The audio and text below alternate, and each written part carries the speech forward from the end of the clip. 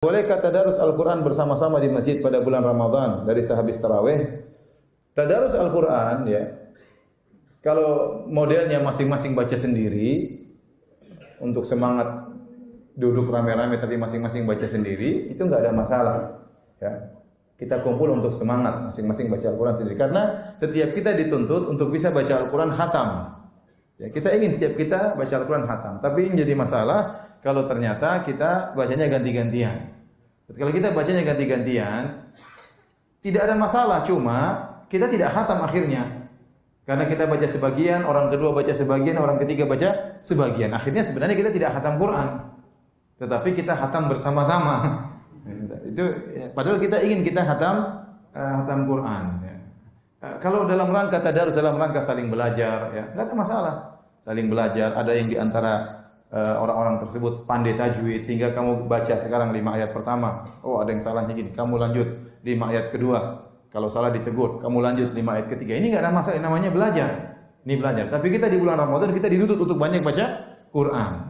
Sesekali kita bikin tadarus dalam rangka untuk belajar, enggak ada masalah. Tapi kalau tiap malam kemudian bacanya muter tadi, akhirnya kita tidak dikatakan apa? Khatam. Ya. Padahal kita dituntut untuk bisa khatam Quran. Ya.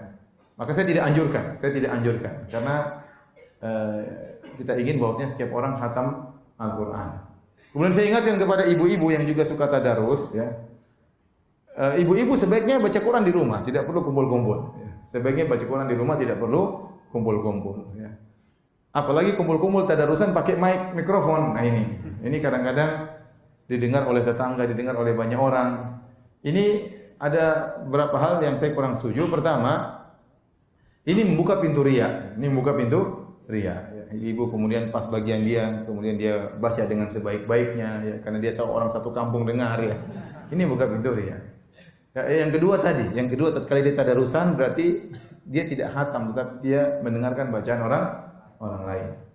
Yang ketiga, khawatir mengganggu orang, ya. Mengganggu orang, sudah malam, orang mau tidur, orang mau istirahat. Mungkin dia ingin tidur cepat supaya bisa bangun malam, sholat malam lagi. Kita nggak tahu, masing-masing orang punya keperluan berbeda-beda.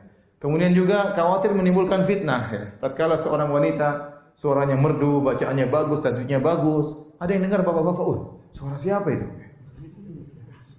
Mungkin pertanyaan pertama, istri siapa itu?